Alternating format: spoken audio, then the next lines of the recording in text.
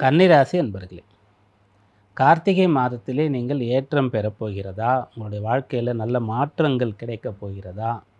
பின்னடைவை சந்திக்கப் போகிறீர்களா? இந்த மாதத்தின் உங்களுக்கான வழிபாடு என்ன? இதெல்லாம் பார்க்கலாம். முதல்ல கன்னிராசி அன்பர்களுக்கு இந்த கார்த்திகை மாதம் அப்படின்னு சொல்கிறது செய்த முயற்சி அனைத்தும் வெற்றியை தரப்போகிறது. காரிய ஜெயத்தை நீங்கள் பெறப்போகிறீர்கள்.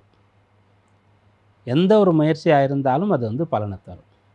எதற்காக முயற்சி செய்தாலும், எப்போது முயற்சி செய்தாலும் அந்த முயற்சி உங்களுக்கு வெற்றியை கொண்டு வந்து கொடுக்கும்.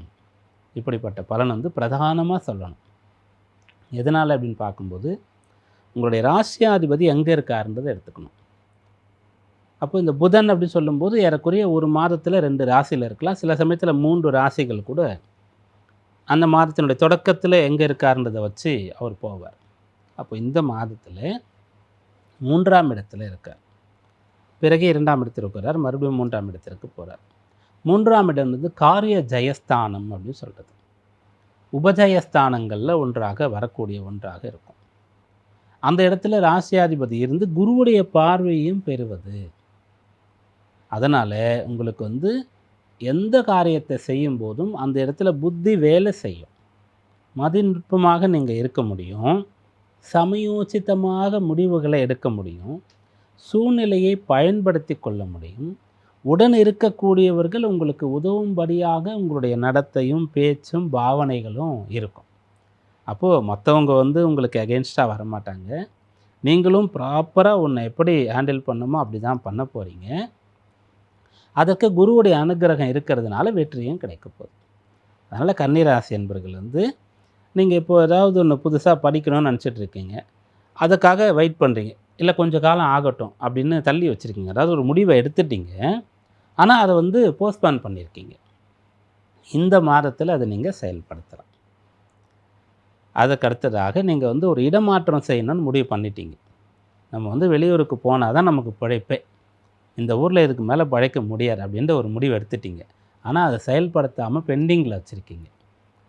அப்படிப்பட்டவர்கள் அதை சிந்தித்து எல்லாரும் சேர்ந்து முடிவெடுத்து அதை செய்ய ஆரம்பிக்கலாம். இதுக்கு மேலே நான் வேலைக்கு போகிறதா இல்லை, நான் பிஸ்னஸ் தான் பண்ண போகிறேன் அப்படின்ற ஒரு முடிவில் இருக்கிறீங்க. அது செய்யறதுக்கான காலம் இது. தசாபுக்தி எப்படி இருக்கிறது, சுயஜாதகத்தில் பிஸ்னஸ் பண்ணுறதுக்கான ஜாதகராக நீங்கள் அப்படின்றத பார்த்துட்டு அதை நீங்கள் செய்யலாம். முதல்ல எப்பயுமே சின்ன அளவில் தான் செய்யணும் அப்படின்றது பொதுவான ஒரு விஷயம். ஆனால் அது எல்லாருக்கும் இல்லை. சில பேருக்கு பெரிய அளவில் செஞ்சால் தான் அது வெற்றியே தரும். சின்ன அளவில் செஞ்சால் பலன் தராது.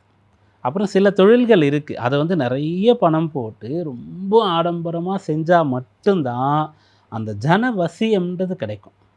இல்லைனா கிடைக்காது. நீங்கள் என்ன தான் பண்ணாலும் குவாலிட்டி எல்லாம் ஒரு சேவை நோக்கத்தோடு குறைந்த லாபம் அதெல்லாம் நீங்கள் வச்சுருந்தாலும் கூட அது பெரிய அளவிற்கு உங்களுக்கு கை கொடுக்காது. அந்த இடத்துல ஒரு லக்ஸூரியஸாக ஆடம்பரமாக நீங்கள் அதை காண்பித்து அந்த ஷோ பண்ணால் தான் அது சிலதெல்லாம் பலன் தரும். அப்படியாக நீங்கள் என்ன பண்ண போகிறீங்கன்றதை பொறுத்து அது தீர்மானமாகும், எந்த அளவுக்கு பண்ணுறதுன்னு சொல்லி.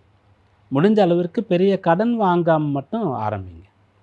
ஆரம்பிச்சுட்டு கடன் வாங்கிக்கலாம் அதை டெவலப் பண்ணுறதுக்கு. ஆனால் ஆரம்பமே கடனாக இருக்கக்கூடாது. ஏன்னா இந்த காலத்தில் 7ல் சனி இருக்கார். சனி இருந்து பார்த்துட்டு இருக்கிறதுனால நீங்கள் கையில் பணம் இருந்தால் கூட பிரம்மாண்டமாக பண்ணலாம். இல்லைன்னும் போது கடன் வாங்கி அதை பண்ணக்கூடாது. அப்படியாக இந்த மாதம் உங்களுக்கு இந்த முயற்சிகள் எல்லாம் தொடங்கலாம். அதிலெல்லாம் நீங்கள் வெற்றி பெற போகிறீங்க அப்படின்றது பிரதானமான பலனாக இருக்குது. கன்னிராசியில் பிறந்து யாரெல்லாம் கூட பிறந்தவங்களோட பிரச்சனையை பார்க்குறீங்களோ, எனக்கு கூட பிறந்தவங்க தான் பிறந்தவ தான் எதிரி அப்படின்னு நிறைய பேர் சொல்லுவாங்க. வெளியில் எல்லாம் எனக்கு யாரும் எதிரியே சத்துருவே இல்லை, கூடயே பிறந்து கூடயே வளர்ந்து இவன் தான் எனக்கு எதிரியாக இருக்கான், இவன் தான் எதிரியாக இருக்கான் அப்படின்ற மாதிரி சில பேர் சொல்லுவாங்க.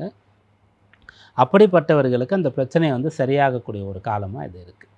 அப்போ சிம்பிளாக நீங்கள் என்ன பண்ணணும்னு சொன்னால், கிளியர் கட்டாக நீங்கள் பேரண்ட்ஸோட உட்காந்து எல்லாரும் பேசி எதில் பிரச்சனை வருதோ அதை பற்றி ஒரு முடிவை எடுத்துடணும். அதோடு உங்களுக்கு அந்த 2 பேரும் எதிரிகளாக இருக்கக்கூடிய நிலையெல்லாம் மாறி ஜஸ்ட்டு அதுக்கப்புறம் ஹாய்ன்ற அளவுக்கு ஒரு ஃப்ரெண்ட்ஸாக வர்றது. அப்புறம் கொஞ்சம் காலம் போக போக அந்த இயற்கையிலே இருக்கக்கூடிய அந்த ரத்த பந்தன்றது உங்களுக்கு நல்ல சகோதரத்துவத்தை ஏற்படுத்தி கொண்டு வந்துடும். சண்டை போட்டுகிட்டே இருந்தாலும் அது பெருசாகும். அது பெரும்பாலும் சொத்து சம்பந்தமாக இருக்கும். அந்த சொத்து சம்பந்தமான விஷயங்களை வந்து பேசி நீங்கள் முடிவெடுத்து யாருக்கு என்ன அப்படின்ற மாதிரி ஒரு முடிவுக்கு வந்துட்டால் நல்லது. அதன் பிறகு இந்த மாதத்தில் உங்களுக்கு கிடைக்கக்கூடிய பலன்கள் என்ன அப்படின்னு பார்க்கும்போது, வேலை சரியாக அமையாதவர்களுக்கு உங்களுக்கான வேலையை பண்ணுறீங்களான்றது மட்டும் பார்த்துக்கங்க. அதாவது ஒவ்வொருத்தருக்கும் 10ஆம் இடம்ன்றது ஒன்று இருக்கிறது.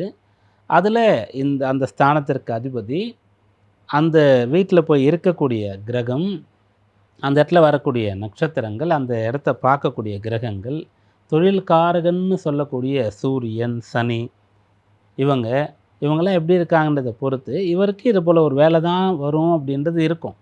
சில பேர் வந்து சந்தர்ப்ப வசத்தினால அதுக்குள்ளே போகாமல் வேறு ஏதோ ஒன்று போயிட்டு ரொம்ப கஷ்டப்படுவாங்க.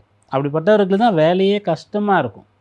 ஐயோ நான் வேலைக்கு போகணுமேன்னு சொல்லி, ஒரு குழந்தை எப்படி ரொம்ப நாள் லீவு விட்டுட்டா அந்த லீவுக்கு அப்புறம் பள்ளிக்கு போகணுன்றதை கஷ்டமாக நினைக்கிறதோ, அதுபோல் இப்படி இருக்கக்கூடிய ஒருத்தர் வந்து வேலை நாளை வந்து கஷ்டமாக நினைப்பார். அதை வந்து பார்த்து சரி செய்து மாற்றிக்கொள்வதற்கு இந்த மாதத்தில் வாய்ப்பு இருக்குது. இப்போ இந்த மாதத்தில் சாதகமான நல்ல விஷயங்கள்லாம் பார்த்துட்டோம். அதிலே வந்து கடன்லாம் பெரிய அளவுக்கு வாங்கக்கூடாதுன்னு பார்த்துட்டோம். சகோதர வழியில் பிரச்சனையை சுமூகமாக முடிச்சுக்கலான்னு பார்த்தோம்.